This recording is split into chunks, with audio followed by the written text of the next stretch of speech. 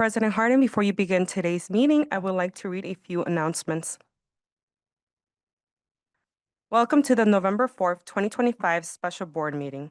Before we start the special board meeting, I would like to share a few safety points and next meeting announcements.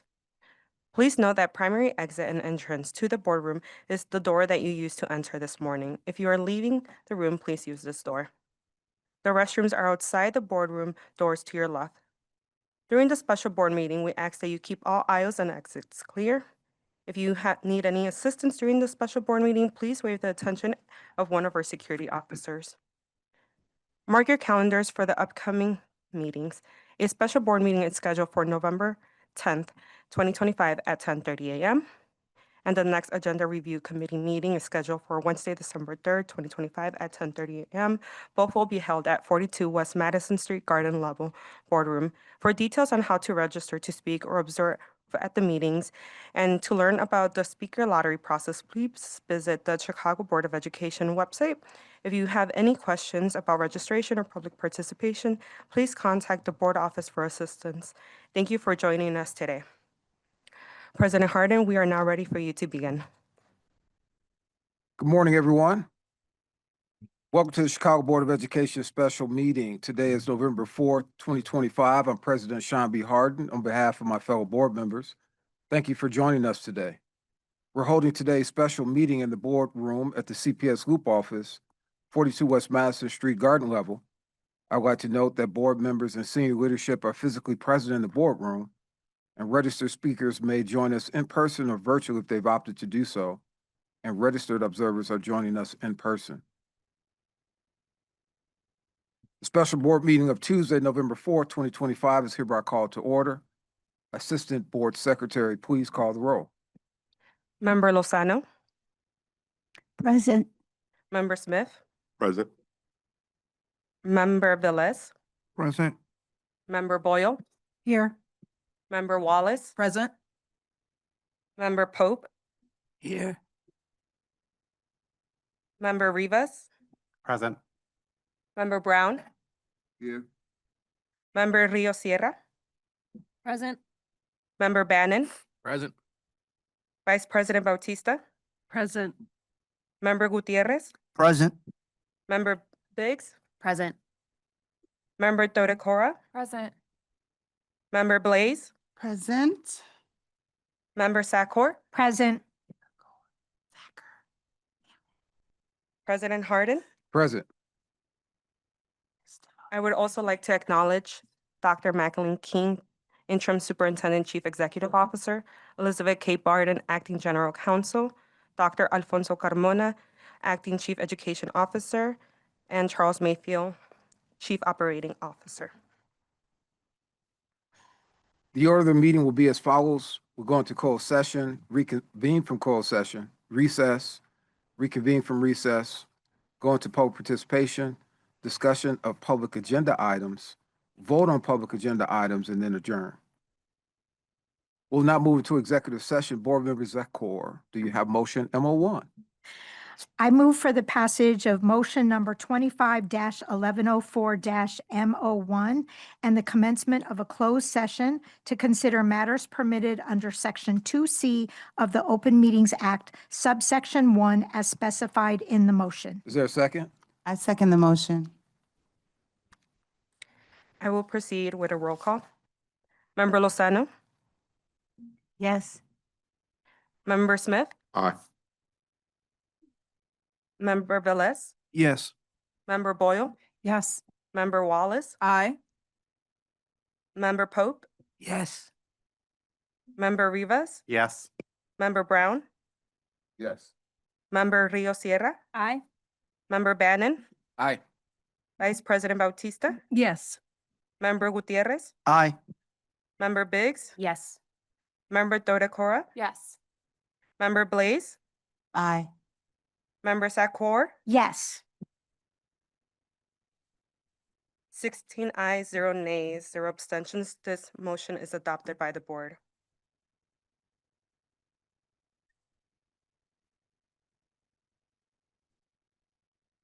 Page 2, President Harden. This meeting will now go into closed session.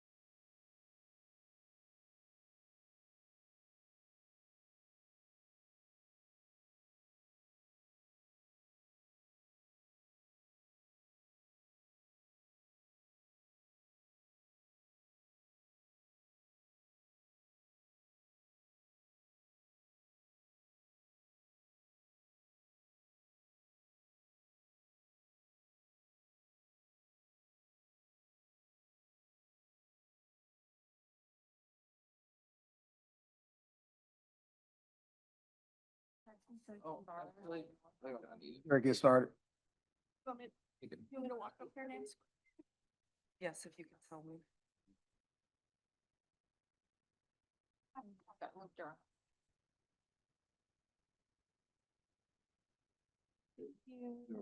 What's that? Ellen is on.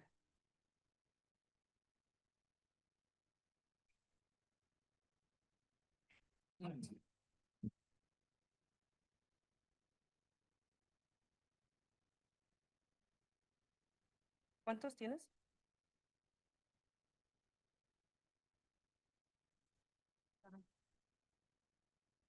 No me miss.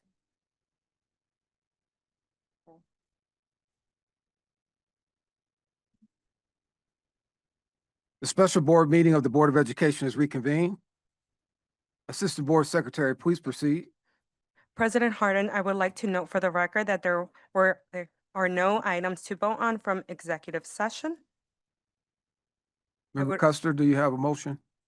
I do. I motion that we withdraw the 15-minute recess from the agenda and proceed with public comment. Is there a second? I second the motion. I will proceed with a roll call. Board Member Lozano, Yes. Board Member Smith, Aye. Board Member Lopez, Aye. Board Member Velez, Yes. Board Member Boyle, Yes. Board Member Wallace, Aye. Board Member Custer, Aye. Board Member Pope, Board Member Rosenfeld, who has joined us virtually.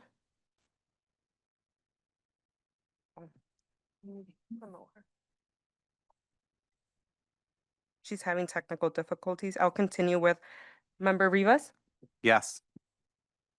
Member Brown, Yes. Member Rio Sierra, Aye. Member Bannon, Aye.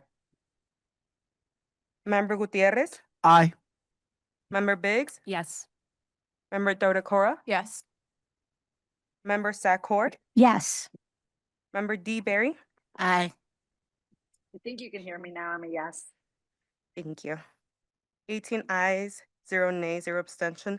This motion is adopted by the board. Recess has been withdrawn.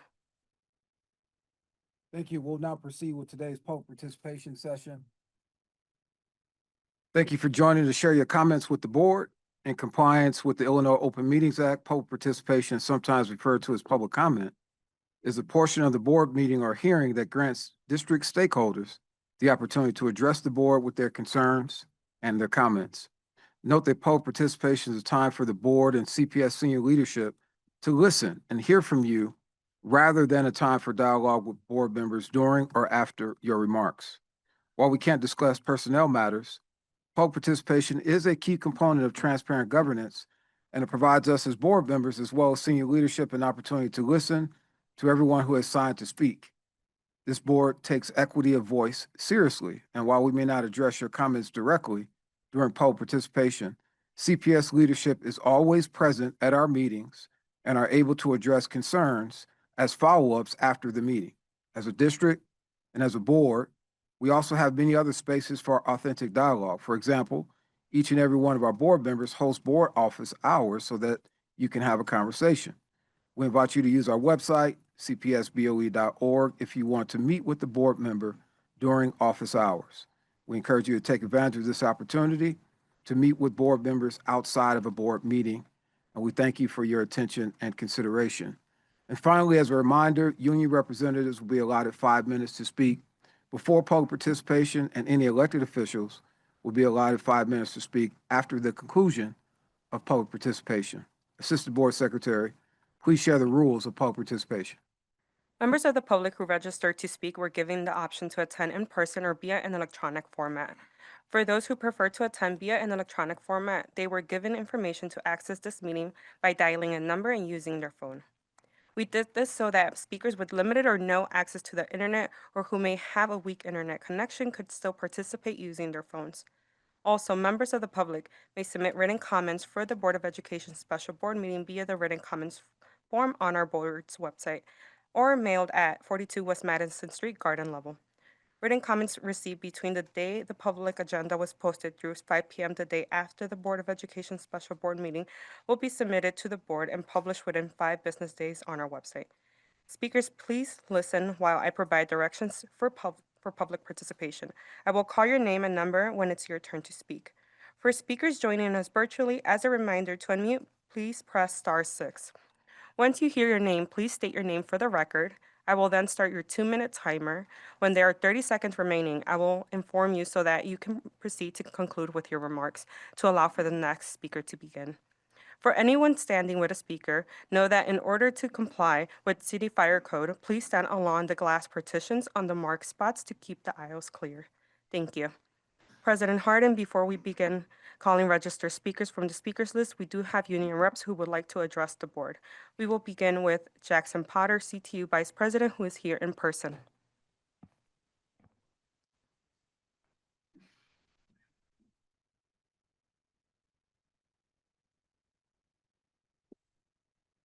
Good afternoon. You know how sometimes you don't realize how much you've missed a person until you see them for the first time in a long time? That's Rosemary Vega right here, who's a parent that was a fierce advocate and champion fighting the school closings when Rahm went on his rampage and closed a record number in the 2013 school year. And she was up here advocating for Lafayette that had record-winning orchestra and programming and defending the interests of Black and brown children then. And here we are now today with the wheels coming off that charter experiment that was supposed to solve all the ills and create the stability that it never created. And yet we've got charter operators taking advantage of a system that has holes you can drive a truck through.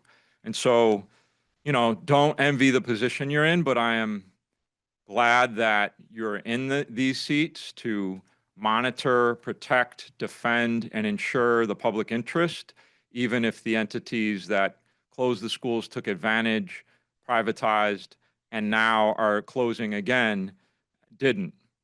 I think it's critical, and I stand in unity with our siblings in the Principals Association and with President Banks that we really need to see maximum stability in this process. That means school communities that aren't being devastated by loss of educators, programming, displacement, that children and their families are being listened to and heard when they say they want continuity. So to the maximum extent possible, that should be our way. It's what we did in Shields Middle School. It's what, we've done in other parts of the city when we've created middle schools and ensuring there's some continuity of staff and programming. So there's a template, let's use it. The district's own history points in the right direction in these discrete examples. I will say another part of maintaining and enabling maximum stability is what LA Unified just did in serving dinner to students in danger of losing all their SNAP benefits, I think at 5 p.m. every day. I think the district needs to consider similar efforts. We have asked to coordinate around mutual aid as it relates to food banks and pantries and doing some initiatives together. Would love to hear back from that offer to coordinate more. Epic is another de facto school closing in the making in a predominantly Black school. It's what we saw in 2013, over and over again. And this is even worse in some ways because at least in the school closings of bygone eras, we had a commitment to staff and students when there were receiving schools for there to be following students so that there was the least disruption possible. That's in our agreement with the district. We cannot toss people to the wind. So to the extent that you can utilize your existing resources and examples to replicate best practices, I would encourage that. Cito Carmona, you experienced this at Von Humboldt. You know how dangerous and problematic it is to disregard the interests of schools and communities. You helped shepherd what we just saw at Hagen to maximum impact and stability. We should take that and run with it. Superintendent King, similarly, at Courtney when it merged with Stockton. So we have to defend our most vulnerable students. Please consider that as a priority in your deliberations today. And then lastly, I would just say that we had a productive conversation last week, district officials, around provision of transportation. We had a good exchange with COO Mayfield and would like to hear back as to the results of some review and determine if there's ways we can help students who don't have access to transit but are fearful and traumatized by ICE assault on their families and school communities. We also, would like to hear back on necessary updates to the district guidelines around the virtual academy. You to have meet 30 the seconds moment. remaining. Thank Please you. conclude. And then we want to make sure there's no adverse action taken to educators who are trying to respond in the moment to the needs of their students if their, attendance is spotty, providing, the resources necessary for them to maintain their academic engagement. And then, we've offered an idea around stipends. We are open to exploring that in any way, shape, or form to conduct school visits, from staff or visits from school staff, wellness checks, food delivery, dropping off academic material, et cetera. Thank you for your comments. Please We conclude. really need that coordination and support. We stand open to receive any mutual efforts in that regard. Thank you. For the record, President Harden, Vice President Bautista has joined the meeting via Zoom at 2:36 p.m. I will continue with our next union rep is Caroline Rutherford, CTU Charter Division Vice Chair, who's here in person.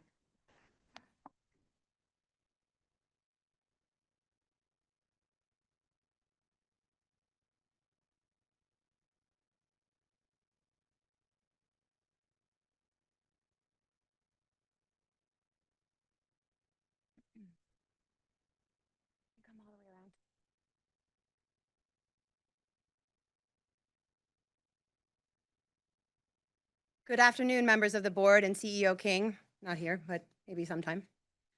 I have been a charter school teacher for 15 years, but I am disappointed in the charter industry. I am disappointed in some board members sitting before us today and claiming to support charter schools, but last week walked by a group of charter educators facing school closure and said nothing to them. I'm grateful for board members who show their passion for students, teachers, and families. Board Member Brown, thank you for your words last week. Epic educators were moved by your support and that you actually named the tragedy that they are living and want to fully support them. Last week, I heard Board Member Rivas say he was disgusted by comments made about charters. But please be clear with the folks in this room. Is it charter operators you support or charter educators, families, and students? In these ongoing failures by the adults in charge of those charter networks, those are the sides. These schools are not closing because students failed. These schools are not closing because teachers failed. They are not closing because parents and community failed. They are closing because their operators failed. Board members, you have spoken to the students, families, and educators. Have you spoken to the students, families, and educators at Epic Academy since the closure announcement? Many of you came to visit Shy Arts. Thank you so much for your support. But what about the charter schools in your own district facing closure? Epic parents have signed up to speak, but have not been chosen in the lottery. CPS has held no meetings with them or even sent them notice that the board was voting on their future today. CPS is proposing to give them even less support or guarantees than the students got when ROM closed 50 schools. Today, you're voting on 2 schools with very different outcomes presented by CPS. But there are some things that are similar. Number 1, neither Shy Arts nor Epic families, parents, students, or staff have been consulted about their own futures by CPS. No one has enough information to support everything in each of these agenda items because they have not been explained to us. Board members, have they been properly explained to you? While both provide financial support in various ways, they don't go far enough.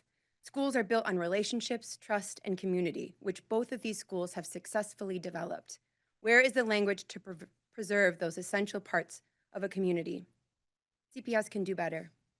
We understand existing district policies may not fit these scenarios entirely, so policies need to change, and you all have the power to do that. Dr. Carmona, I respectfully disagree with the statements you made on October 23rd.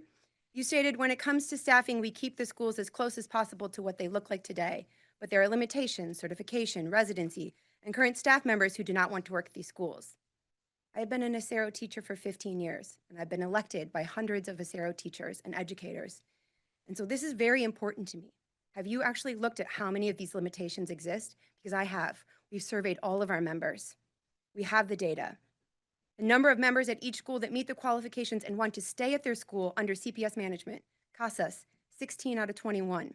Cisneros, 17 out of 25. Fuentes, 25 out of 31. Santiago, 18 out of 25. And Tamayo, 19 out of 23. And those are the hard yeses, not the maybes.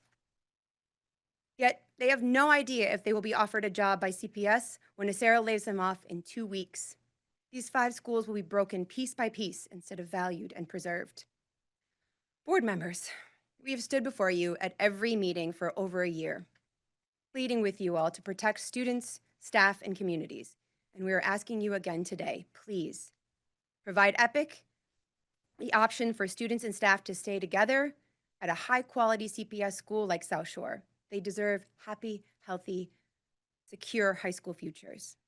Engage the EPIC parents, families, and staff in town hall discussions to develop these paths.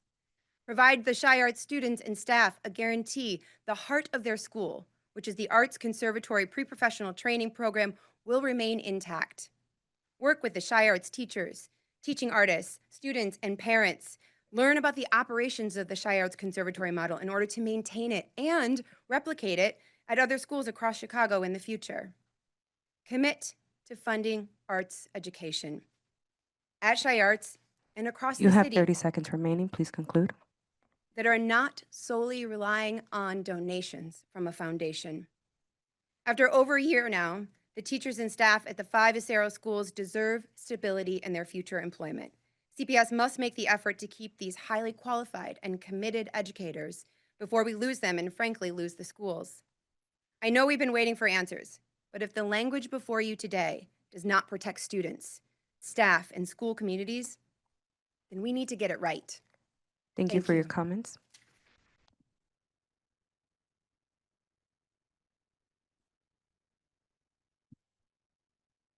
The next union rep is Troy Laraviere from American Federation of School Administrators Midwest Region President, who's here in person.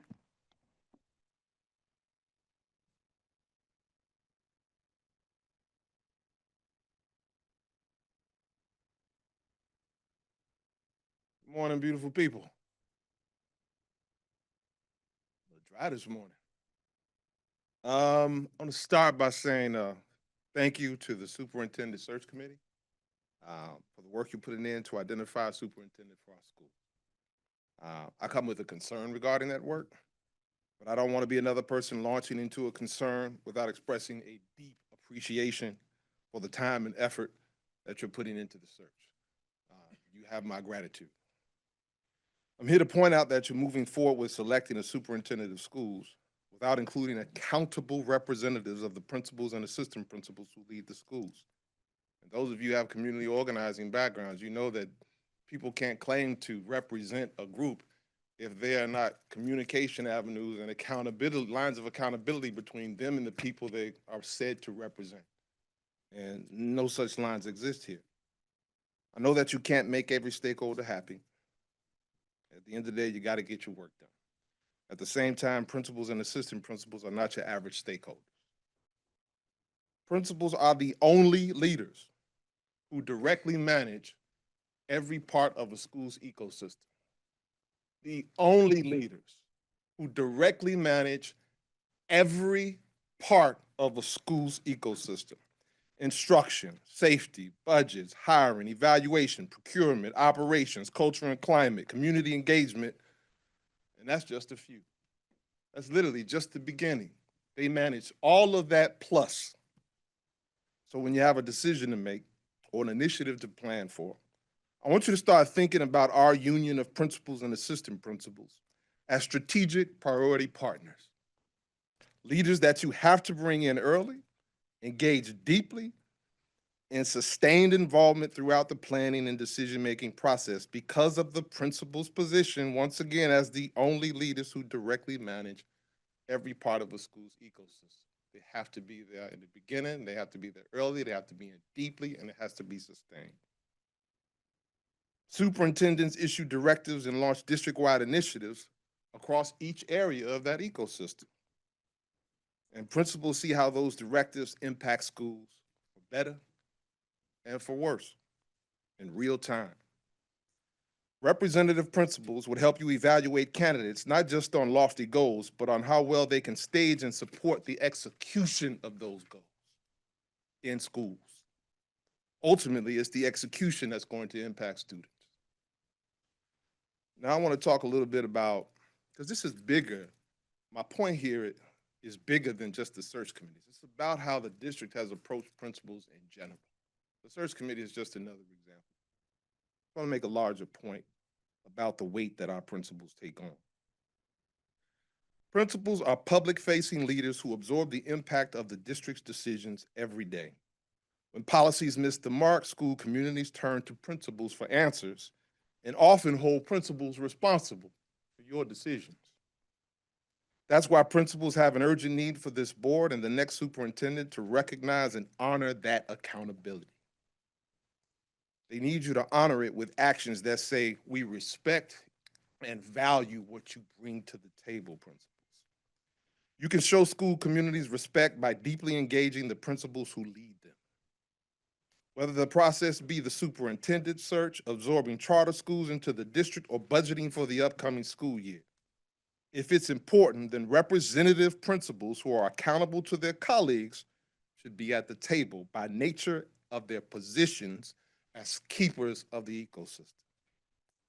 In terms of the superintendent search, we believe the search committee should invite elected representatives of principals to interview the superintendent finalists and submit a well-reasoned recommendation to the committee and to this board to help make your decision stronger. It is my understanding that a different course of action is being discussed with President Banks, and although it falls short of our recommendation, it does show that the lines of communication are open and that this board is moving towards showing greater respect for principals and the assistant principals who make up our union.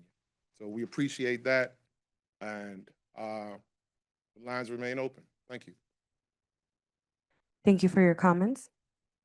Our next union rep is Kia Banks, CPAA president, who is here in person.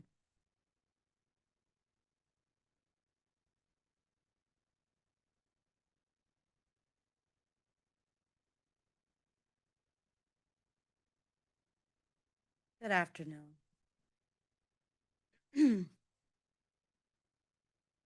I understand that there's pain here. A mostly Black school is being dissolved, while a mostly non-Black school is being absorbed. That contrast is jarring, and the optics, they're bad. It hurts. But here's the thing. I feel what our board members are trying to do here. And I agree with my brother in labor, Jackson. Maximum stability for children is the goal. But I cannot stand by and allow for any discussion, amendment, or motion that would override a statute.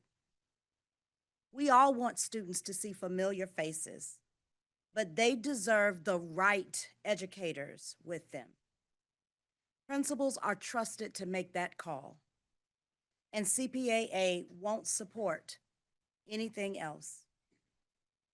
It's not because we don't care, and it's not just because it violates our agreement.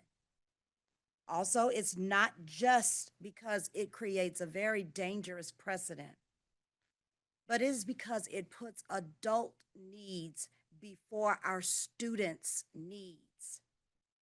It forces our school leaders to take on new students or staff without the support that's necessary to support those students, build the teams, and create the culture of success that they deserve. We've not once talked about the resources that need to be in every school where our students will land to ensure that they are properly received, welcomed, and that communities are built around them. It tells principals once again to stabilize chaos while cutting them off from the very needs and tools that they need in place to do so. Principals must be allowed to build culture. They must be allowed to shape climate. They must be allowed to choose the staff who fit the needs of every student they serve. And that's not a preference. It is a requirement for our students' success. This charter situation is a crisis, and we cannot tie the hands of the very people charged with leading schools through these crises. We do not solve harm by creating new harm. Not if we care about stability, not if we care about student outcomes, and not if we actually care about true equity. Our students, whether they are CPS students, charter students, public students, private students, they deserve schools that are led with care by people who shape every hallway, who support every staff member, who elevate community, and who always choose children first. So, board members, we're asking you to consider your choices carefully. The precedent you set impacts every child. The children that are in place now and those that we will be receiving. Thank you.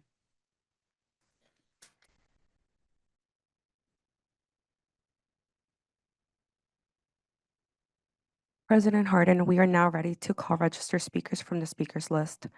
We will begin with Rosemary Vega, who is here in person.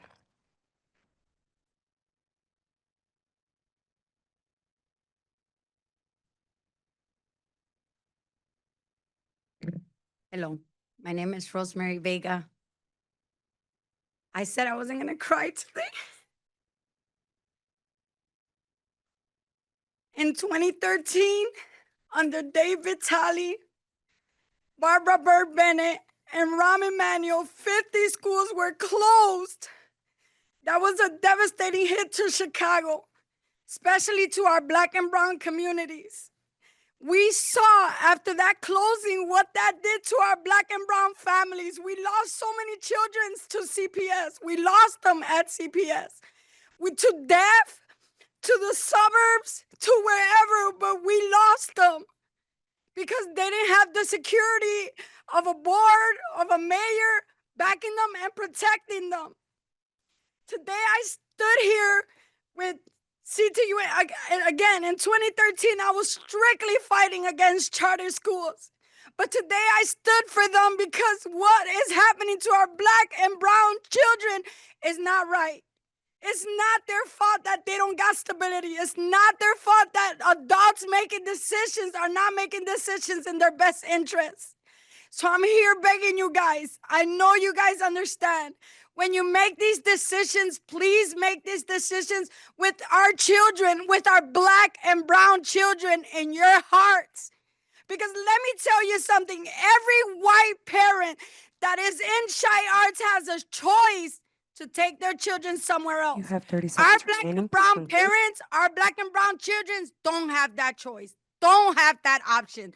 So please, when you keep that in mind, when you make that vote, they travel for the conservatory. Please keep the conservatory.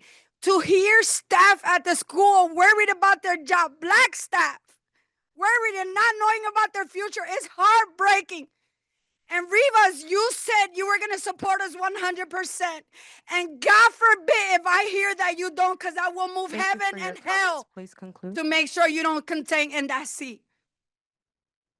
So I hope that this is not just, Thank you for your comments. please. Please conclude. I am begging you, Shy Arts need the funding. Our children need the investment.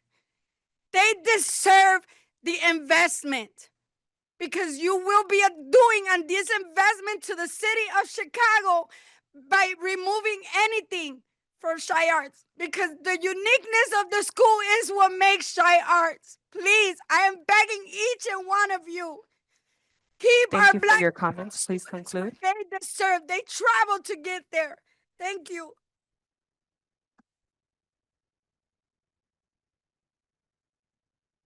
Our next speaker is speaker number 3, Samantha Gonzalez, who's here in person.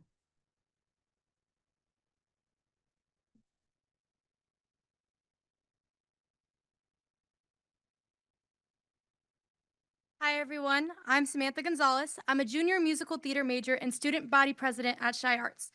The school has changed my life, and I want to take a moment to share just how much the school has impacted me for the better. I found my passion at the school. I've always loved performing, but it was a dream, something out of reach, whether that be because of cost or just lack of knowledge about arts education in my community. But then I found Shy Arts, a free program in arts education, and everything changed. I feel blessed to know that I have a school that gives me access to arts programming and opportunities that would normally cost too much. To know that's at risk breaks my heart. To know my staff here is at risk breaks it even more. I love this school so much because of the people inside of this building. So many people have put opportunities in my lap that seem almost impossible without them. I have been able to win a regional acting competition. I've worked with different theater companies such as Looking Glass Theater and Collabor Action. I got signed to a leading talent agency, and yes, it was because of this school. All the people who believe in me, mentored me, and connected me to other artists. It's because of the people in the school I'm able to pursue my dreams confidently. Our current teaching artists are a huge part of what makes Shy Arts Shy Arts. Our curriculum and teaching artists need to stay. They are the reason that so many students, Shy Arts students here, are fighting for our school. The teachers not only teach, but inspire us. They treat us like family, and that's what Shy Arts is, a family. To know that majority Black and Brown students from all over the city will be deprived of arts education is sickening, and we cannot let this school go. Arts education for POC youth is a You privilege have 30 we are seconds not remaining. usually Please given. conclude. This school makes it accessible to every student. Every student in the city deserves this opportunity. We all deserve to create. Shy Arts gave me and so many others a voice, a purpose, and a future. I'm here today because this school made me who I am, and I refuse to let it go. In order to save Shy Arts, we must save our teaching artists, our curriculum, because that's what Shy Arts is. Thank you. Thank you for your comments. Our next speaker is Esmeralda Delgado, speaker number 4, who is joining us virtually. Please press *6 to unmute. Good evening, members of the board and CPS leadership. My name is Esmeralda Delgado, and I'm here once again to speak on behalf of our school community, Esmeralda Santiago, regarding the building we have been asking CPS to purchase. I want to share an important update. The building is no longer on the market. We recently spoke directly with the realtor who had it listed. He explained that the Archdiocese doesn't want to displace students, and it's open to continue to lease the part of the property. The building was originally listed for sale under a misunderstanding, the assumption that the school had closed and that the students no longer needed the space. That was never the case. Our students are still there, still learning and still depending on the building every single day. Now that we know that the Archdiocese is willing to continue leasing, we are asking CPS to contact them directly and take over the lease so that the resolution, which was promised to us, can finally be fulfilled. We waited patiently, we followed the process, and continue to show up because we believe in CPS commitment and to keeping promises made to families. Please take this new step.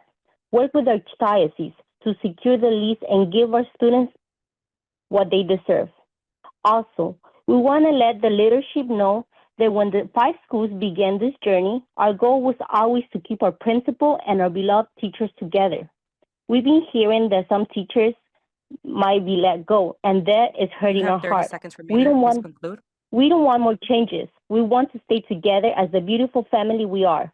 Also, to Board Member Brown, another mom from our school follow the rules like the president asks for office hours with you, and we send you an email, and we send an email to the person you asked us to. Until this day, we haven't gotten a reply. So we kindly ask you to please double check with us and give us an answer. Thank you for your time and your continued attention to this matter. Please save Thank you my for your school. comments. We will continue with speaker number 5, Lisa Miranda, who's here in person.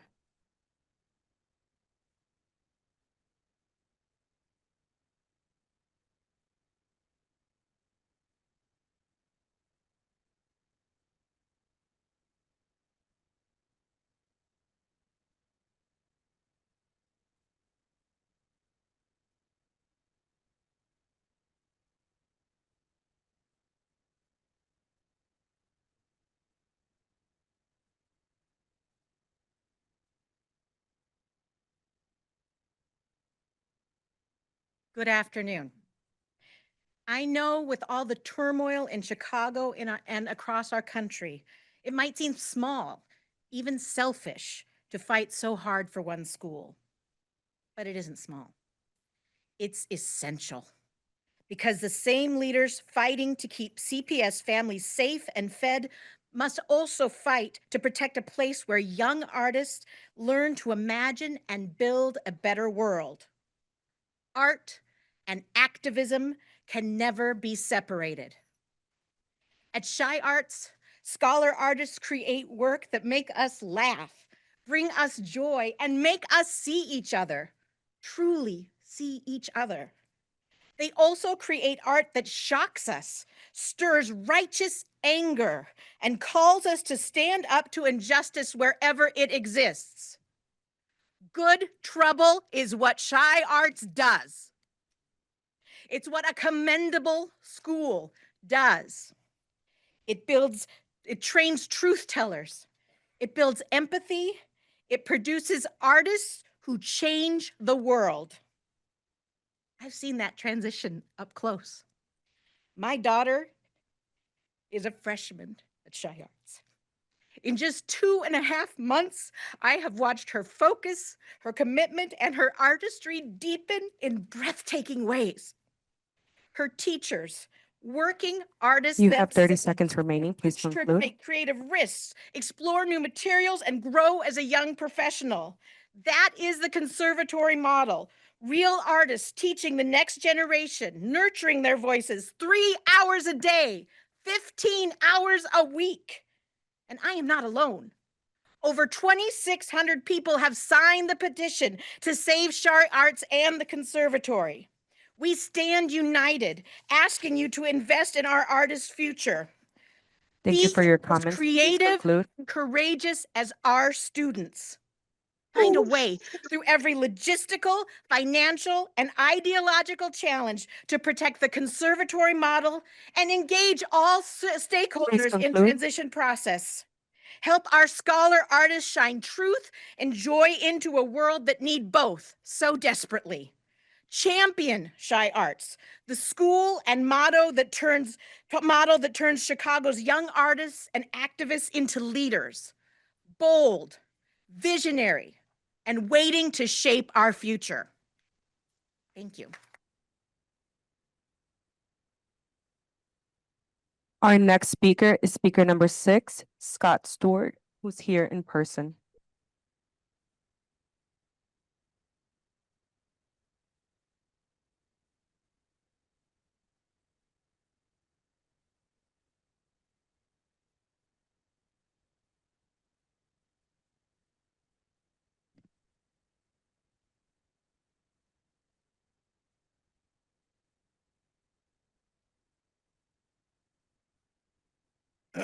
My name is Scott Stewart, and I have the privilege of teaching business and finance at a Spirit of Business and Finance High School. When my principal invited me to teach at a Spirit last year, I didn't want to go. Honestly, because I just knew the challenges that they were facing, academically, spiritually, emotionally. But my principal believed in me and believed that we could face the challenges. And that's what we've been doing. Together, we set to rebuild a culture, one where students want to come to school, want to learn, and want to lead. A place where education feels alive again. And every day we see progress, small victories that whisper louder than statistics. Students showing up early, students staying late, students dreaming bigger. The work that we do over at Spirit is sacred. It's the work of turning pain into purpose, struggle into strength, and classrooms into communities of hope. Right now, Spirit is, as many of these other schools, experiencing significant financial challenges and staff reductions that threaten to slow the momentum of what we've been doing over at the Spirit. The hope, the pride, the belief, it's just too meaningful to lose, and I'm too invested at this point. So I'm here to ask the board to provide the support You and have the 30 oversight seconds. Please conclude. that will help us protect the progress that sustain our growth, the support that will give us what we need, time. Time to finish what we started, time to stabilize our foundation, time to show what happens when you invest in not just programs, but invest in people, because the true return on that investment isn't measured in numbers, it's measured in futures. Thank you. Thank you for your comments. We will continue with speaker number 7, Grace Sindacco, who's here in person.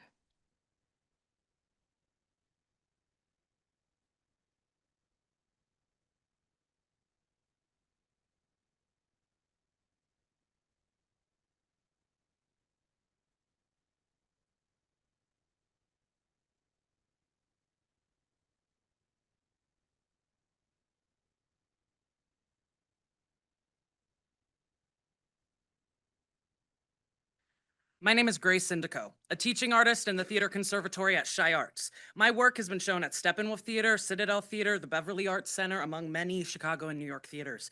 I've had Tony-winning producers work for me, and I've worked alongside Broadway professionals. But my proudest achievements are with my students. In the 2024 August Wilson Design Competition, a student I coached in the elements of theatrical design placed first in the nation. Using the same techniques, I've mentored Shy Arts students that have earned acceptances at Carnegie Mellon and Northwestern. These accomplishments are a direct result of the Shy Arts Conservatory model.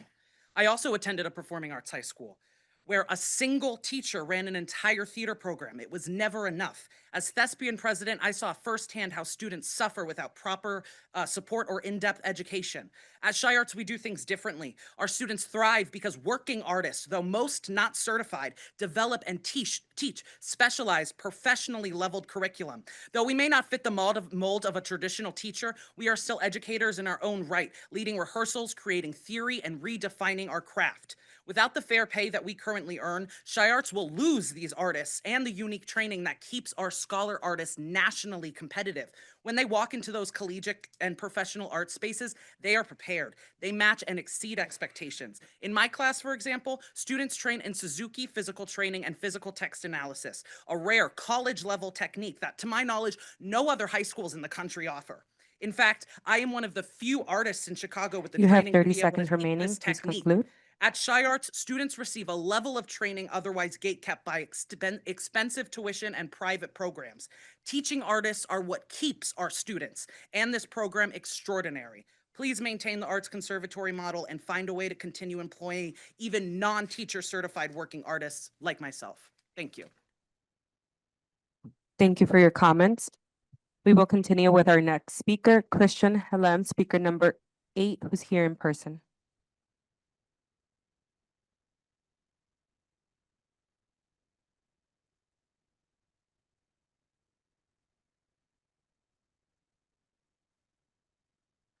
Good afternoon, members of the board.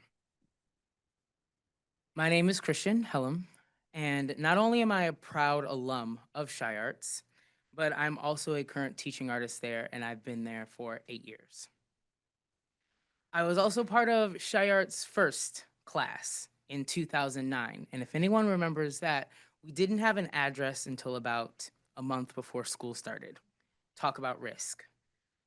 At Shy Arts, I was taught the value of a good ensemble. And if you don't know what an ensemble is, it is a group of people, a group of artists collaborating, connecting, taking risks together, sometimes failing, sometimes succeeding, but always returning back. And when I started there, I knew finally that in a world-class city like Chicago, where art is thriving, performance is around the corner, that I had found a piece of that right there in my classroom for free, 3 hours a day, 5 days a week. And if not for Shy Arts Conservatory, I often wonder to myself, where would the young artists of Chicago go? Where would they find a space to not only collaborate in a world that needs collaboration, that needs connection, and in a country where the freedom of speech hangs in the balance? Where will they go? Where will the young student with ESL learning You have Shakespeare 30 go? seconds remaining. Please conclude. Where will the young Black man from the South Side who wants to not only be a ballet dancer, but a choreographer, where will they go? Where will the young artists of Chicago, regardless of economic status, immigration status, or background, go if not for Shy Arts? We are done with an executive director or foundations and boards. We are looking for an ensemble member with CPS. Thank you. Thank you for your comments. Our next speaker is Maya Davis, who's speaker number 9, who's here in person.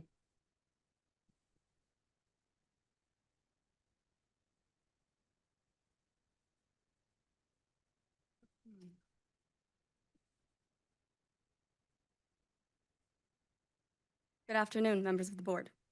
My name is Maya Davis. I'm student body treasurer, and I'm a senior acting major at the Chicago High School for the Arts. We students go through a 9-hour school day, academics from 8 to 1:15, and arts from 2 to 5. While it is demanding and often tiring, we wouldn't have it any other way. In addition to being a scholar artist, I'm also a signed and working actor. I remember a day my freshman year. I woke up at 4 a.m. to arrive at a commercial shoot at 5 a.m. Then I went to school for 9 hours, and performed in our winter showcase till 9 p.m. This is the dedication we scholar artists demonstrate every day. Since then, I've worked for organizations like Nike, UIC, and the Chicago Blackhawks.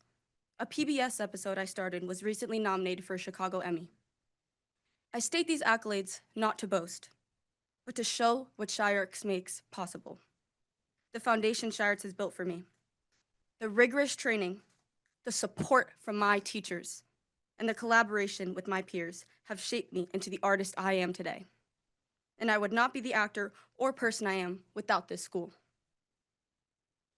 Shy Arts is a hub, a hive that hums with vigor and fosters creativity. We encourage boldness. A mantra I learned my freshman year from my wonderful teacher, Mrs. Lauren Wells-Mann, was, "Leap and the net will appear." So I, and the entirety of Shy Arts, are leaping together, imploring you to take a chance on us. You have 30 seconds remaining. You hold something Please special in conclude. your hands. You hold the livelihoods of more than 60 arts teachers. You hold the sanctuary over 600 art students run toward in a world that frequently tells us we aren't necessary. Let it be the haven I've experienced it to be. Let it become the institution I know it can be. Because art is an eternal flame. Our students' passion is the fuel. Our teachers' guidance is the wind that wafts. It's a burning fire that lives in me. And if you look closely enough, you can feel that warmth in yourself. Thank You just for have your to be willing comments. to embrace Please it conclude. and be brave enough to fight for it. Thank you.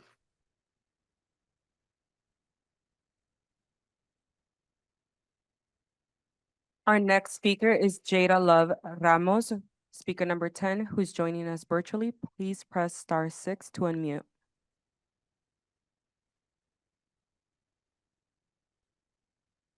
Hello, my name is Jada Love Ramos, and I am a vocalist at Shy Arts and a freshman.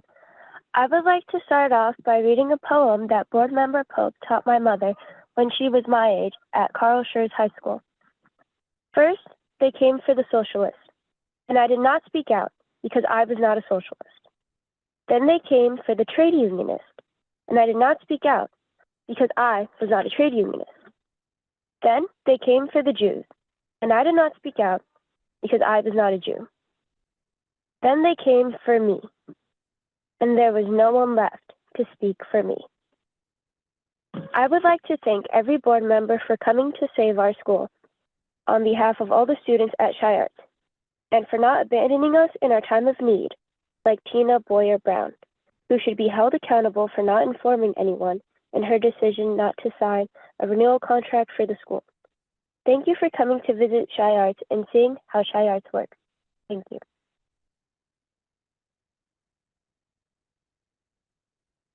Thank you for your comments. President Harden, this concludes public participation.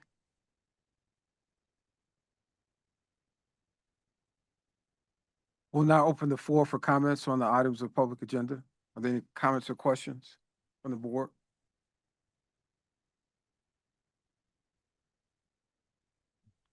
Dr. Smith.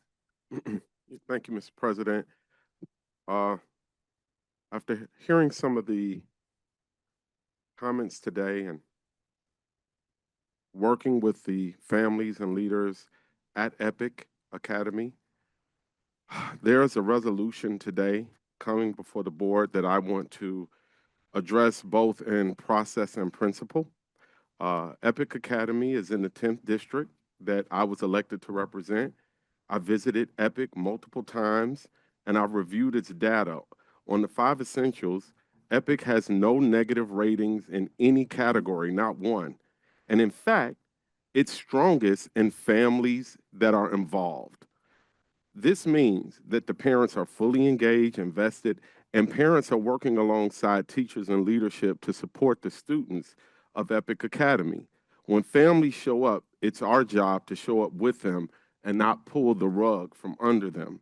Yet, today, we will be discussing this school's future without hearing directly from its leadership or consulting the board member who was elected to represent its community.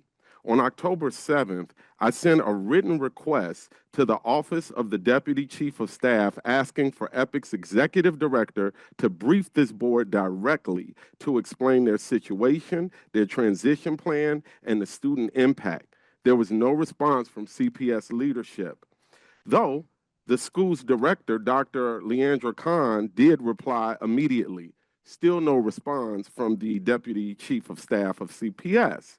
Now we're being asked to vote on a resolution written in part with outside political actors that have determined where these students will go next. And we keep hearing the name South Shore, which is also in my district, and I wasn't consulted about.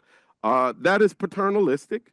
It denies agencies to families who have already shown that they value their voice, choice, and partnership. And it would still be wrong even if we were sending all of those students to Whitney Young. According to the board bylaws 1 through 4, our primary obligation is to serve as key advocates on behalf of students and our community schools, and to act collectively, not unilaterally, introducing a resolution about a school without the participation of its district representative violates both the letter and the spirit of our commitment.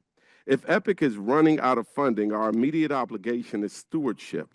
I urge this board to appropriate emergency funds so that EPIC can complete this school year with dignity while we open a transparent, collaborative process that includes families, staff, and leadership. When the several schools came up for a vote and I wasn't sure, I consulted with Member Lopez, who knew the impact it would make in her district. When I didn't understand the funding structure of Lane Tech, I visited that school with Member Rosenfeld to gain a better understanding. I pray that in these times we can be self-aware enough to turn our ideologies into curiosities. Governance is not control. It's care, it's data, it's collaboration. I am asking this board to show goodwill to the families of EPIC and reject this resolution in favor of a process that our students deserve. Thank you. Member Rivas. Thank you, Mr. President.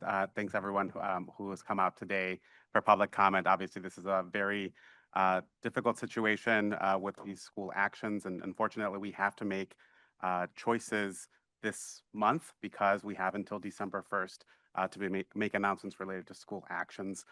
As I've said to the dozens and dozens and dozens of folks that I've met with, that I've talked with, on the issue with Shy Arts, which is in my district. I don't think that it's ever been on the table for anyone on this board that school would close.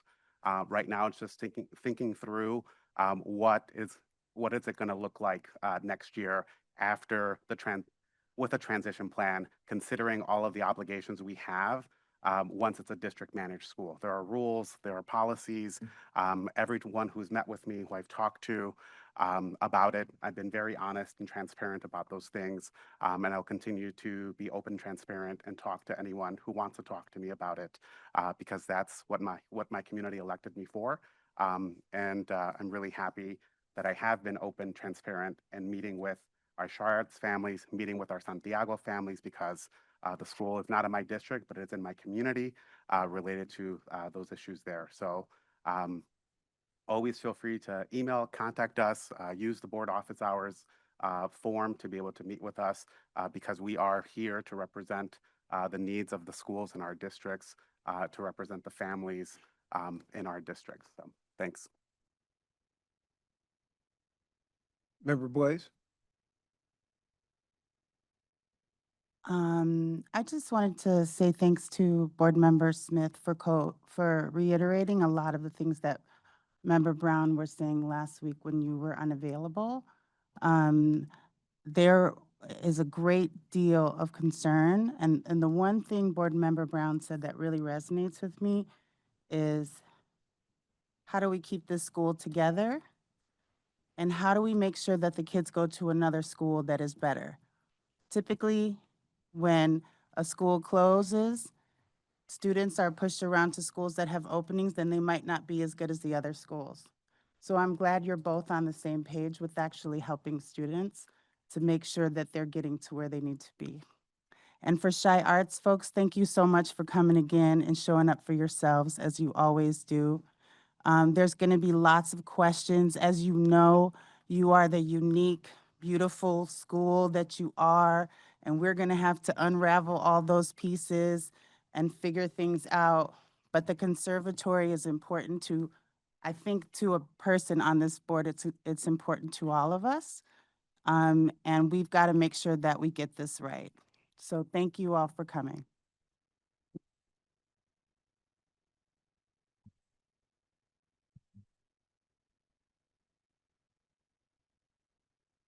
Did you have another comment, Member Smith? Yes, I just want to briefly say, thank you, Member Blaze. I do wish we were on the same page. I contacted Member Brown September 8th to ask him for collaboration. I never received a response. I think the same page is when we do actually talk and visit the schools and talk to the families together, not just when we make comments in separate silos. There are other great schools in that district, not just one. And the families deserve the opportunity to explore those schools, not just to be told where their children will be going through proxy and policy, and through outside entities helping to write resolutions that decide that. I'm speaking, I'm done right now, but I think true collaboration is more than just us talking here. True collaboration is when members respond to other members and visit their schools and families with them. Thank you.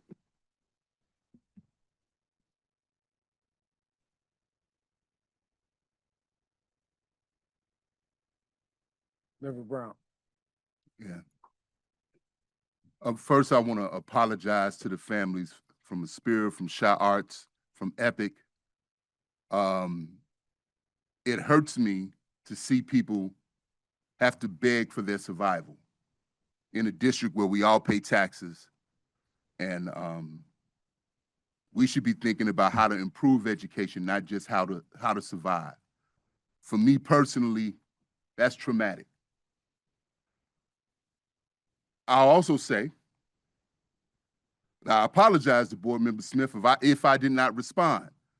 I've had the same number since PrimeCo, 773-317-6343, and have never ran from a conversation. So I apologize but there's time to time that I may get a call and miss it. But there's never any intent not to talk to anybody on this board. And if anybody knows me, I run to the smoke, not away from it. So I apologize again if that was not the case. But what I will say is when we were sitting here last week and that vote was getting ready to happen, I didn't hear any resistance to what was getting ready to happen to those Epic families. So yes, it is not in my district. But what I will say is I'm far from perfect. But what anybody in this city knows is that I have stood with families when it has not been popular. And I have put my body on the line, not just in the case of Diet High School, and not just with Rahm Emanuel, but before Rahm Emanuel even thought about being a mayor, when Mayor Daley was shutting down the projects, I was on the front lines with families. So what I offer is not an opinion, I actually offer wisdom on the issue. And so when I hear families struggling, I can't compartmentalize it as, well, we have to make tough decisions.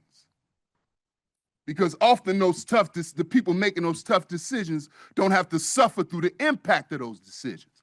And not on my watch. I don't care what district it's in. Not on my watch. I'm gonna always stand up for families.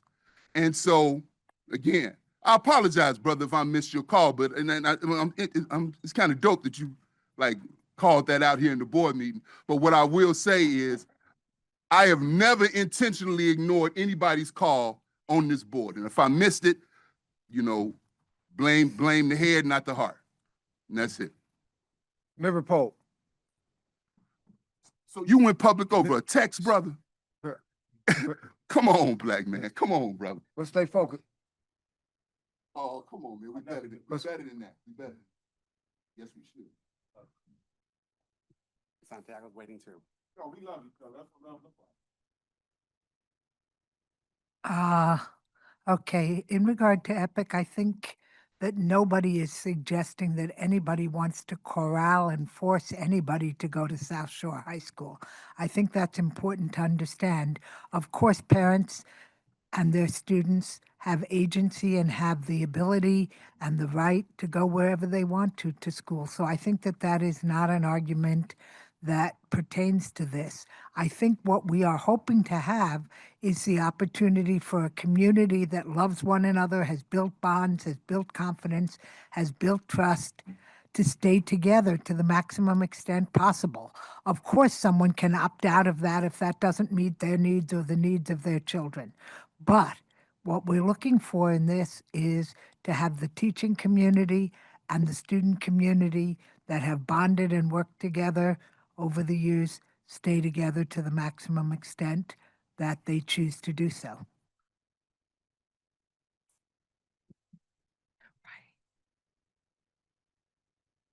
Boyle.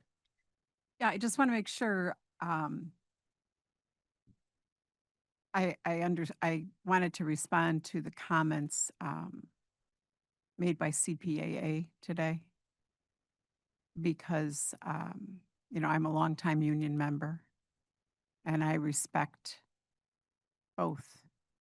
My former union, which I had to resign from after 40 years in order to sit here in this chair. And I'm also respecting the CBA that the CPAA has just finished negotiating.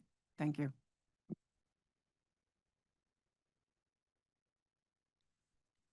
There being no more comments from the board, we'll proceed with the vote on public agenda item.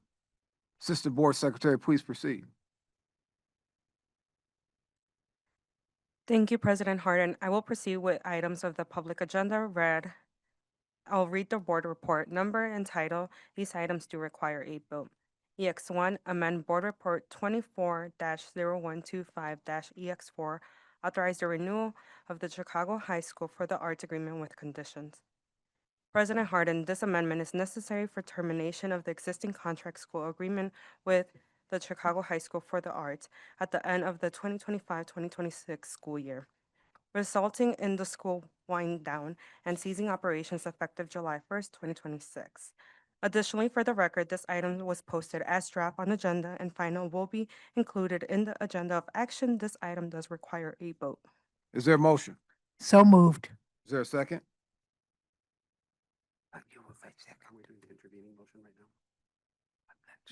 I second.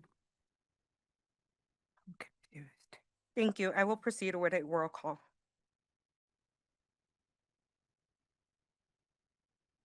Okay, can we pause for a second? We vote. This is for EX1.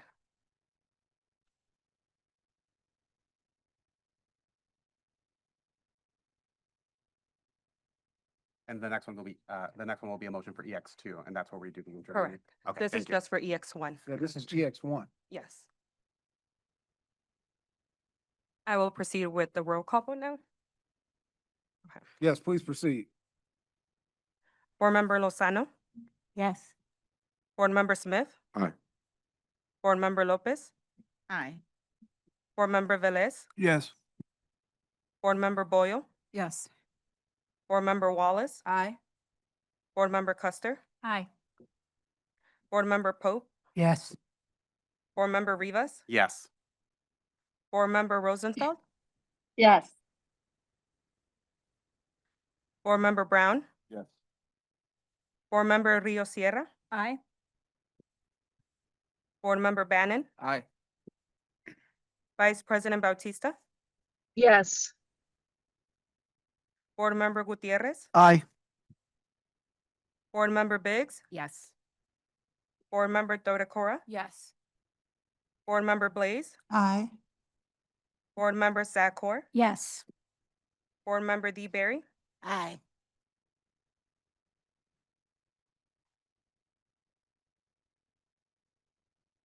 #20 ayes, 0 nays, 0 abstentions. This motion is adopted by the board. For the record, this matter is adopted by the board, not motion. I will proceed with EX2, establish Chicago High School for the Arts as a district-managed fine and performing arts school. Okay, President Harden, I would like to make a motion to amend the board report as read earlier by the Assistant Board Secretary. The amendment is as follows. For EX2, establish Chicago High School for the Arts as a district-managed fine arts and performing arts school. In the financial section 1, I motion to strike out should the conservatory up into and quote and expansion close quote and add quote, the district is committed to preserving the conservatory to the greatest extent practicable.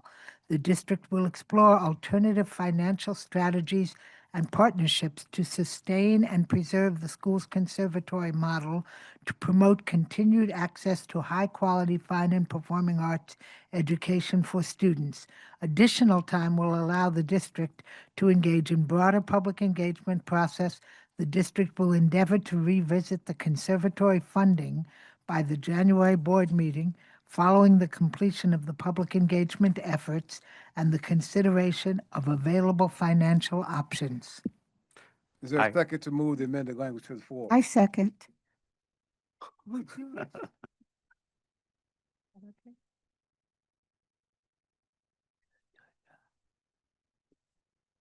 It's been moved to the floor. Board members, are there any questions?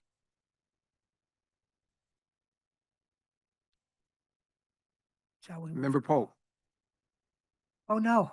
okay, So just to, can I sure. just to provide clarity for those in the room, this is to allow us to do more community engagement. We want to be able to keep the conservatory as is for the children of Chi Arts, which is what I've overwhelmingly heard from the hundreds of families. I'm looking right at you, Rosemary. We met 2 weeks ago. I'm looking right at you, Rosemary.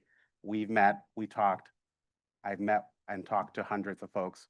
This is what I've heard overwhelmingly from families from Chi Arts. This is what we're voting for right now to give us time so we can do more community engagement to ensure that we're providing this amazing model. And figure out more funding. Thank you for the clarity. Member Rivas. Member Lozano. The floor is yours, Member Lozano. Member Blaze. And just to underscore what Board Member Rivas said, once again, lots to unravel. There are artists pay that are out of whack with what CPS is accustomed to. So we've got to have those conversations, right? We've got to, again, to underscore what Board Member Pope is saying, we have to figure out the funding model and we have to figure out who's in charge of that. Is that something we want to leave with CPS or is that something that the administration at Chi Arts should have? Should it stand by itself as it has been, which maybe didn't work last time? So again, there is lots and lots to talk about. This conversation will continue, but we can't do it with just these folks. You've seen how we get along. We have to go and see you guys and come to the community and make sure that all the voices are included, our labor partners, our teaching artists, our I&I folks, like everybody's got to get on the same page and get you guys sorted out. So This is a little wonky in how this is moving in terms of the language, but we're here for you, and we looked really hard. We don't see any flim flam going on underneath, and we'll get you sorted out. Stay tuned for more community events. Are there any other comments or questions? Member DeBerry. Thank you so much, Shy community, for coming together and being so persistent that you're saved. You're done with us. Now we need you to help us find partners that fit you well, that keep you in the shape that you love and want to keep, right? Because it's going to take a group like you all to find the right partners that keep their commitment to your futures like we just have, okay? Thank you so much for your persistence.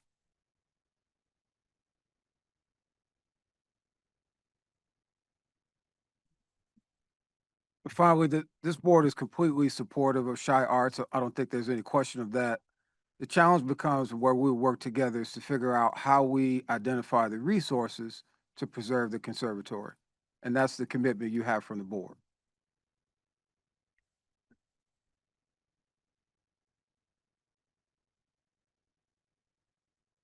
Assistant Secretary, please take the roll. Just for clarity for the board, I am going to take the roll call for the motion that's on the table, and that is to add that language.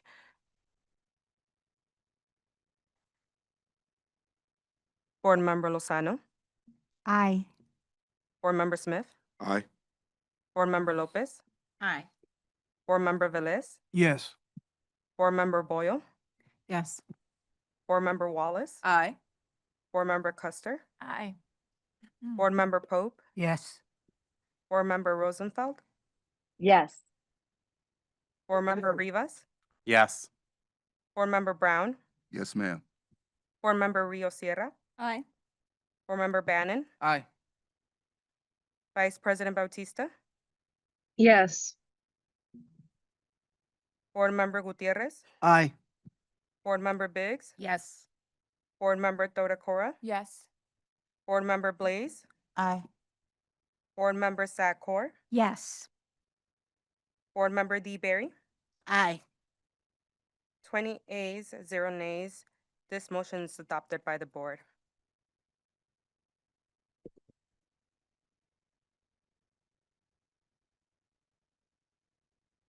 President Harden and board members, we will now vote on Board Report 251104 EX2, establish Chicago High School for the Arts as a district-managed fine and performing arts school with amended language. Is there a motion? So moved. Is there a second? I'll second this one. I will proceed with a roll call vote.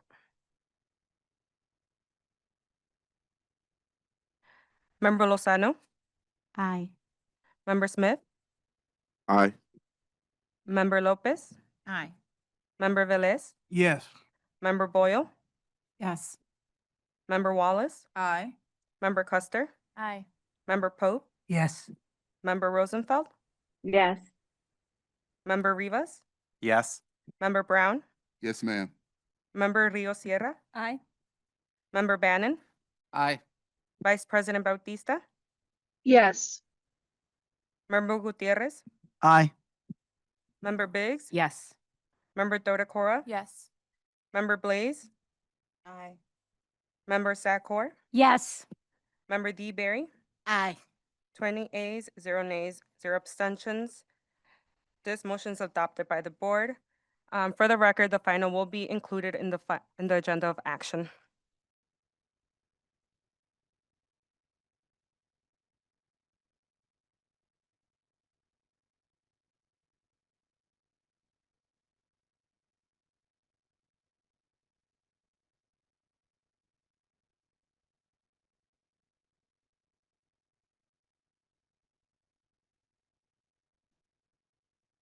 Page 10.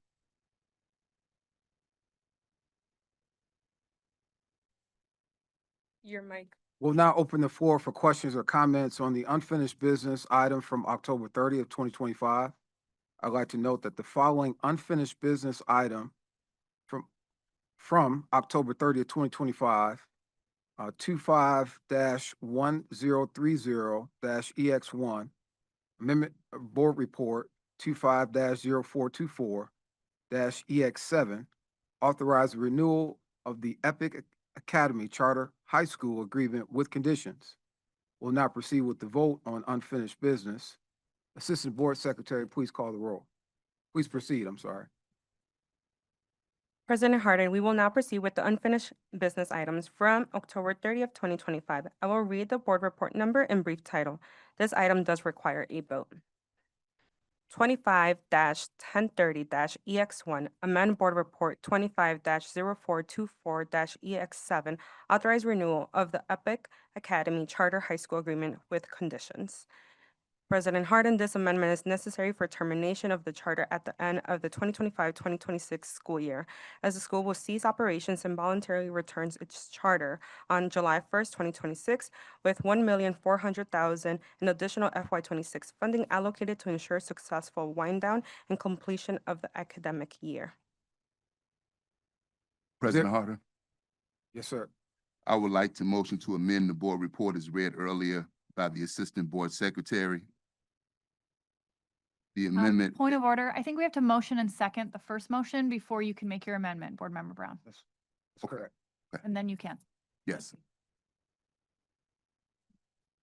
So I will make a motion for EX1, amend board report for the renewal of Epic Charter High School Agreement with conditions. Thank you, Board Member Custer. Do we have a second? Second. It's okay to go now? Yeah. Cool. All right. All right. So President Harden, I would like to motion to amend the board report as read earlier by the Assistant Board Secretary. The amendment is as follows.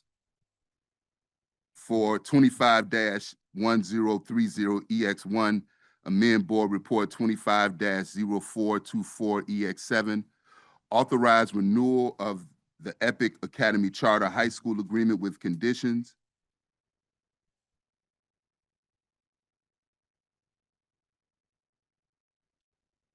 I'm sorry, wait 1 second. Okay, I motion to add after the fourth paragraph in charter renewal proposal section, the Chief Portfolio Officer of the Office of Portfolio Management will prepare the transition plan in consultation with EPIC students, families, and staff.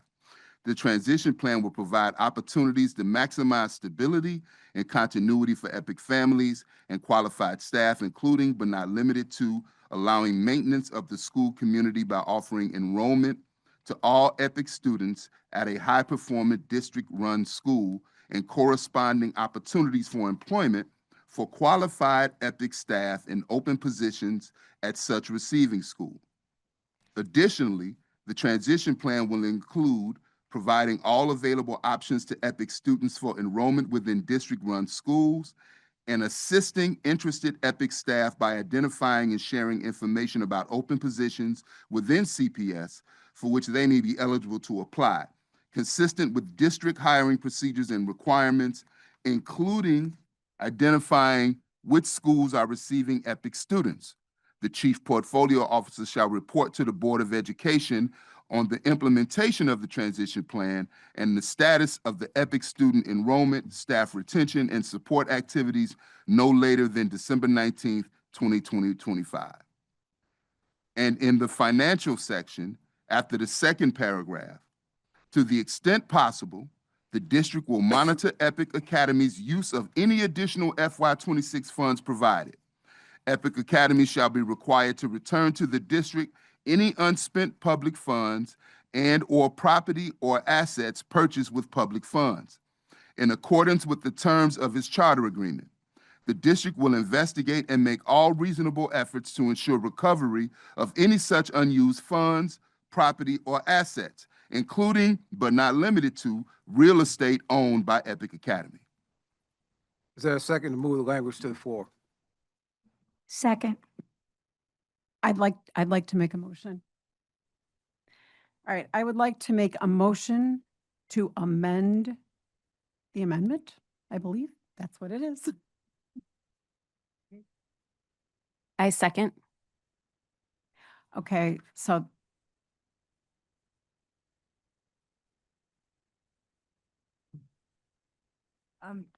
I guess it's an intervening motion. Board 'cause Member I Boyle. asked for advice. Board Member Boyle. Yeah, what I wanted to do, I wanted to motion to divide the question.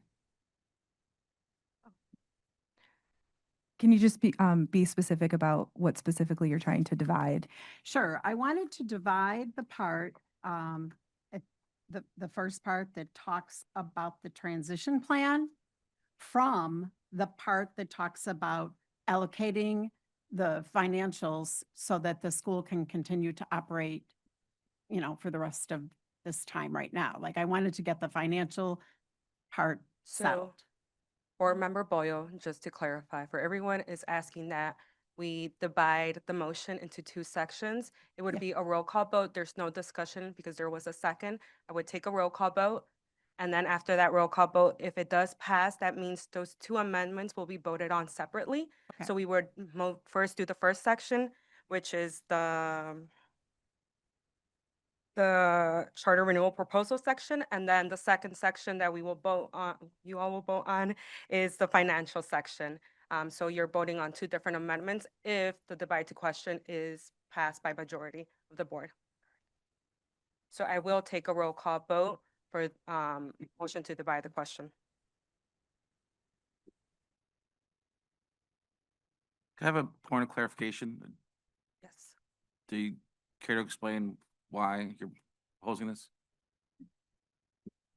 Yeah, I'm concerned that the top part violates our contractual agreement with CPAA, and I need to study that part more. So I'm okay with allocating the money to Epic right now so that they may continue to, operate. They need the funds, but I am not in agreement with all of the stuff on the top. So I'd like to be able to approve the money piece separately. So you'll get a chance to vote on each, right? Okay. Thank you. Appreciate the clarification. Okay, I will continue with a roll call vote for division of question. So Board Member Lozano, Aye. Board Member Smith, I'd like to be clear, what exactly? Divided. yes, so Yeah. Aye. Board Member Lopez, Aye. Board Member Velez, Nay. Board Member Boyle, Yes. Board Member Wallace, Abstain. Board Member Custer, Aye. Board Member Pope, Abstain. Board Member Rosenfeld, Yes. Board Member Rivas, Yes. Board Member Brown, No. Board Member Rio Sierra, Nay. Board Member Bannon, No. Vice President Bautista, No. Board Member Gutierrez, Aye. Board Member Biggs, Yes. Board Member Thodakora, No. Board Member Blaze, No. Board Member Zakor, No. Board Member DeBerry, No.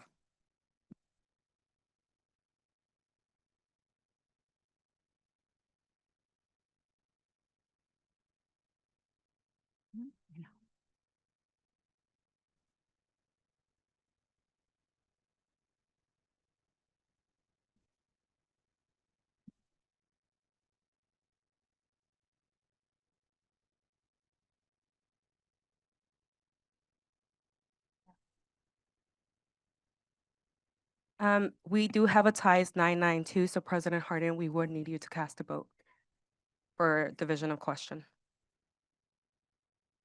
No.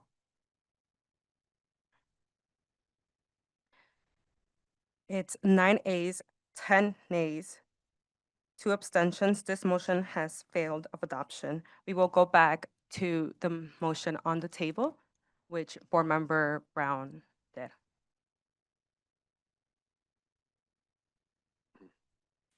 There's an opportunity for discussion. Yes. Yes. So as a former principal, I know how critical it is that our school leaders have both the opportunity and also the challenge of hiring their team. It's a really delicate balance to be able to ensure that your school represents the needs of your students and your families. And so I am concerned by the single sentence or the single portion of a sentence in this amendment that suggests that there would be corresponding opportunities for employment for qualified EPIC staff in open positions at such receiving schools without the discretion of the school leader.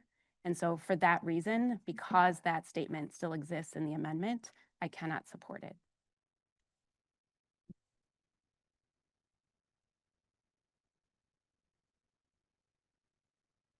Member Bannon. Correct me if I'm wrong, but this amendment was reviewed by legal?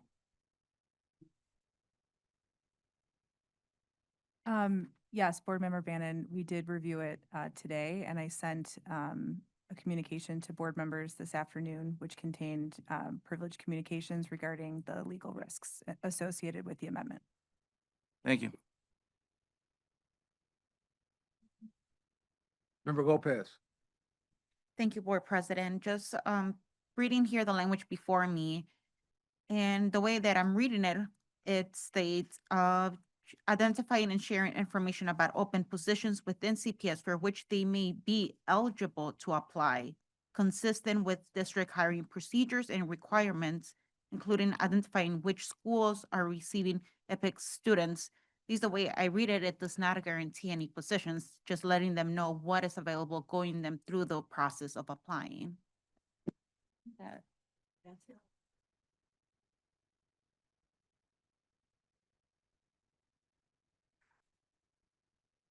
Mr. President. Hold on a second. Mm-hmm. Member Blaze. I want to. Yes, sir. Board Member Lopez just said what I was going to say. I think it's important that we acknowledge and respect principal discretion, and it's important that we are sensitive to that, and that maybe we need to check in language and so forth with you, but also I think the heart of this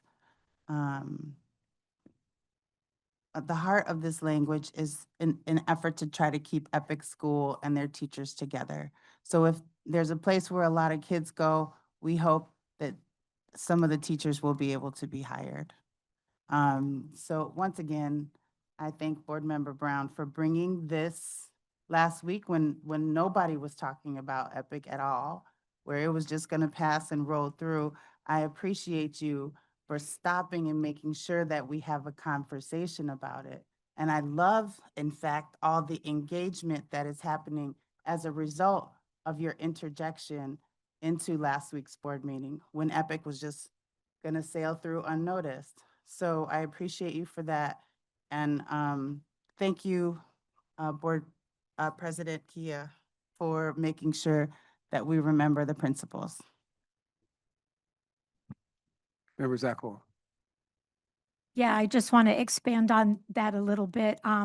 So right now, principals interview displaced teachers as part of the process of hiring someone new. They're not required to hire a given displaced teacher, but they do offer them an interview. I think this is really very similar, right?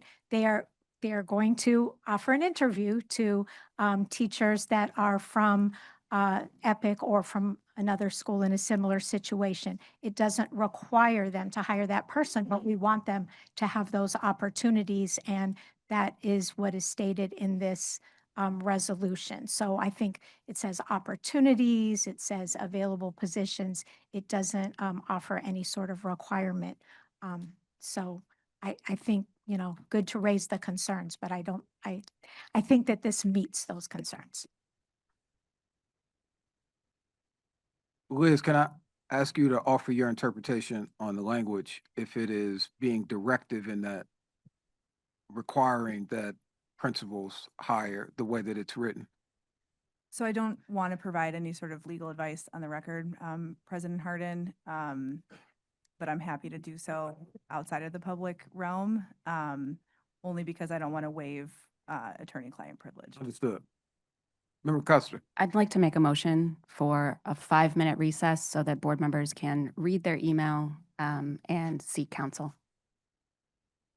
I second.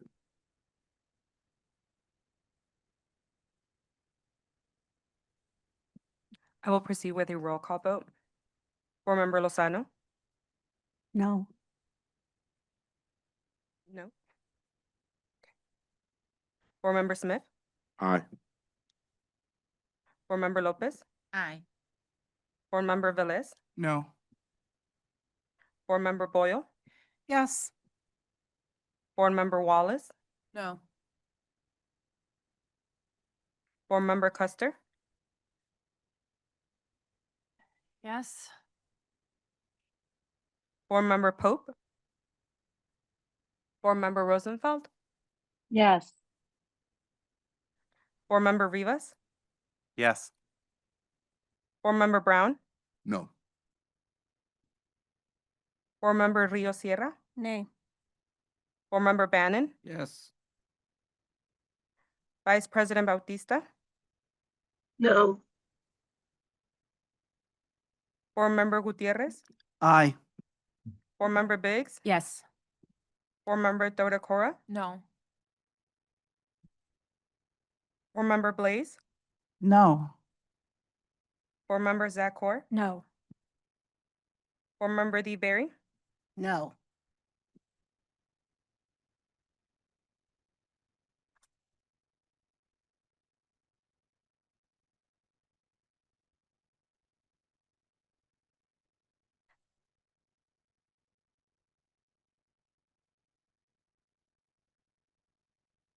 President Harden, it is 10 ayes, 0 nays. You would have to cast a vote. We'll take a 5-minute recess. This motion is adopted. We will now take a recess. Can you please strike your gavel?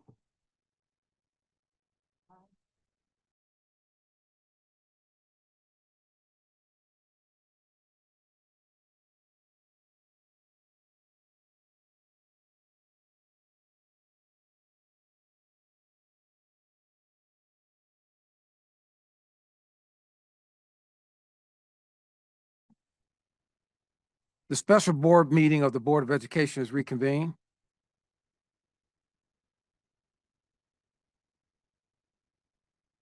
President Harden, the floor is still open up for discussion from the last motion to amend from Board Member Brown.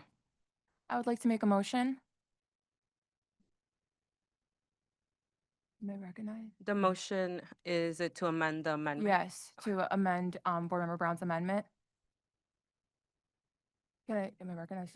Okay, striking the words high performing and corresponding.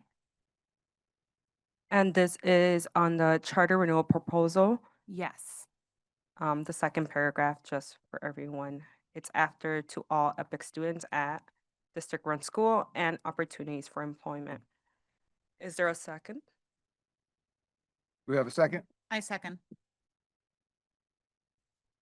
Can we clarify, are we just striking those particular words and then can we read it as proposed with that amendment? Because I don't think it'll make sense if we just strike those words. Okay, striking. Yeah, it does add, so that sentence would read, the transition plan will provide opportunities to maximize stability and continuity for EPIC families and qualified staff, including but not limited to allowing maintenance of the school community by offering enrollment to all EPIC students at a district-run school and opportunities for employment for qualified EPIC staff and open positions at such a receiving school. Thank you. I will, President Harden, this motion can be discussed. If not, I can take a roll call vote.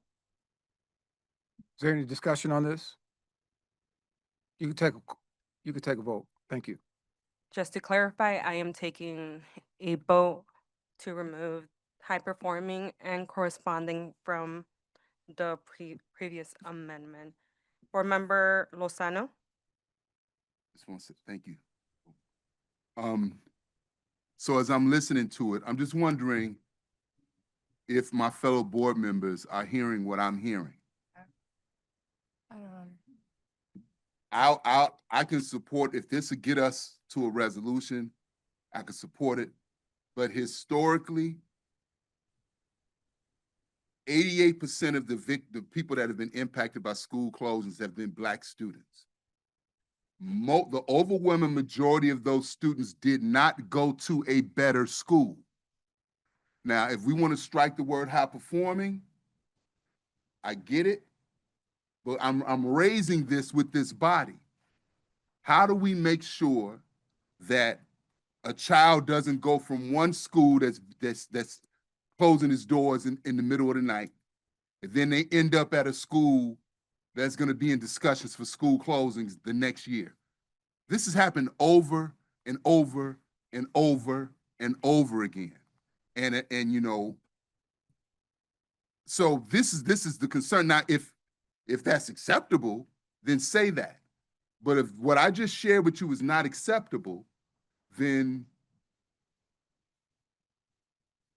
what we're asking the district for is by December 19th, what is the strategy? What is the plan to make sure that that does not happen?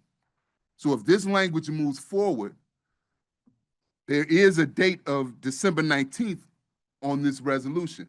Where is the commitment to make sure that that doesn't happen? And then we just go on like, you know, we're really putting children first, except for the melanated babies. That's not acceptable.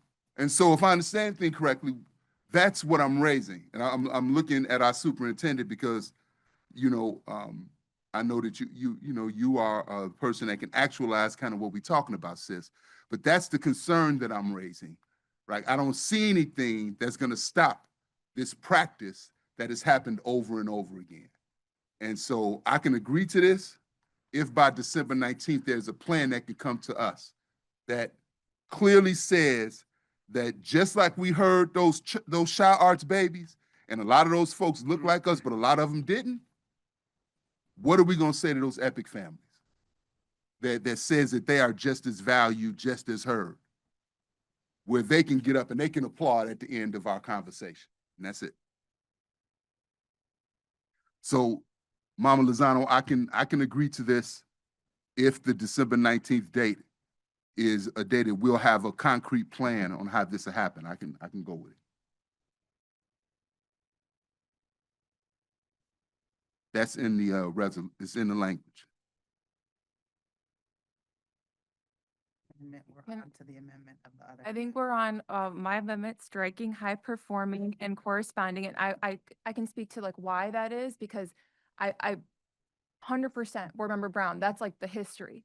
At the same time, high performing insinuates that there's schools that are not high performing, that we are disadvantaging. Well, we as a board have all made efforts to look at the root causes of why schools are not quote Why high they're struggling, performing. yeah. So that is the intention of striking the language based on some of the concerns that were brought up. But I agree with you 100% on we need to recognize that when there is a closure, it is not fair for kids to be sent to schools that do not provide them with the same opportunities. And I hope that this plan will account for that.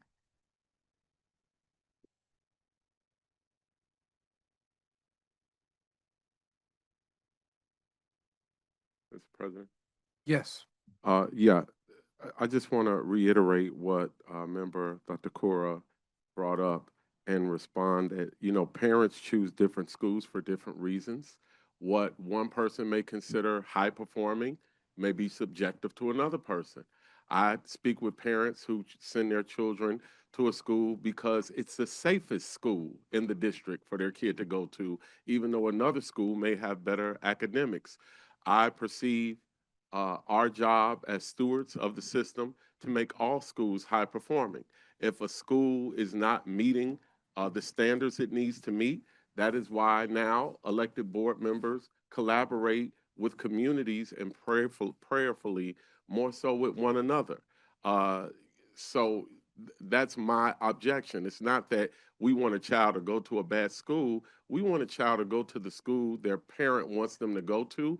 And at CPS, we are governors now. We're not just activists. We are advocates and we are stewards. It is our job to read the data and ensure with the district that all schools perform well. Thank you. Do you have any other comments?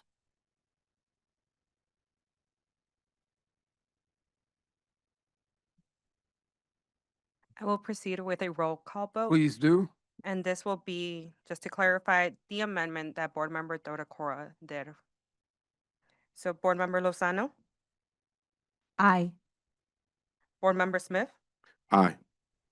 Board Member Lopez, Aye. Board Member Velez, Aye. Board Member Boyle, Yes. Board Member Wallace, Aye. Board Member Custer, Aye. Board Member Pope, Yes. Board Member Rosenfeld, Yes. Board Member Rivas, Yes. Board Member Brown, Ma'am. Board Member Rio Sierra, Aye. Board Member Bannon, Aye. Vice President Bautista, Yes. Board Member Gutierrez, Aye. Board Member Biggs, Yes. Board Member Dodacora, Yes. Board Member Blaze, Aye. Board Member Zakor, Yes. Board Member D. Berry, Aye. 20 A's, 0 nays, 0 abstention. This motion is adopted by the board. Now, the floor is back open with the amendment that Board Member Brown did, but it removes high performing and corresponding.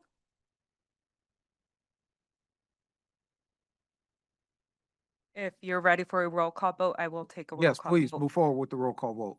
for the amendment, okay?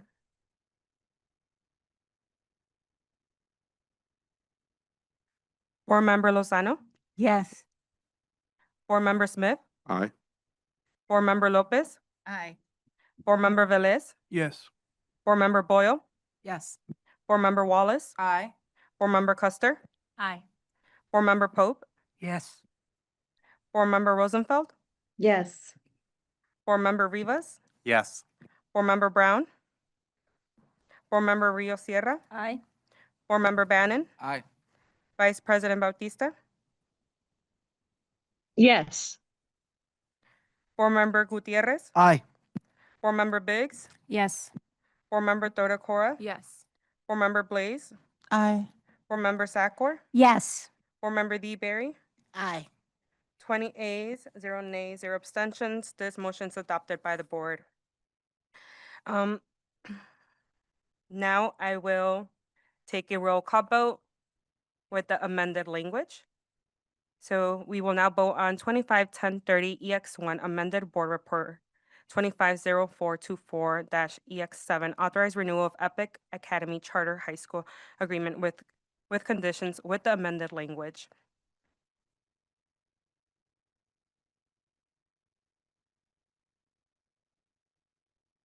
I will proceed with a roll call vote.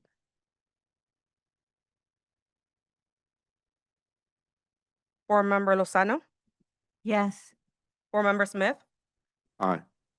Board Member Lopez, Aye. Board Member Velez, Yes. Board Member Boyle, Yes. Board Member Wallace, Aye. Board Member Custer, Aye. Board Member Pope, Yes. Board Member Rosenfeld, Yes. Board Member Rivas, Yes.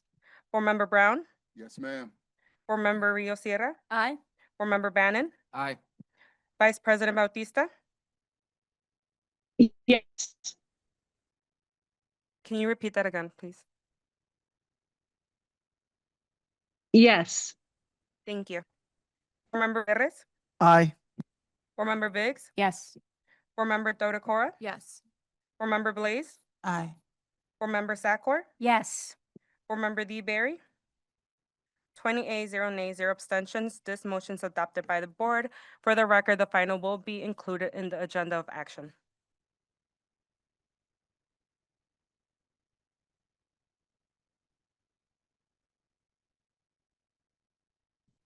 President Harden, there are no further items on the public agenda. Thank you. Is there a motion to adjourn? So moved. Is there a second? Second. All in favor? Aye. We are adjourned. Thank you, everyone. Bye.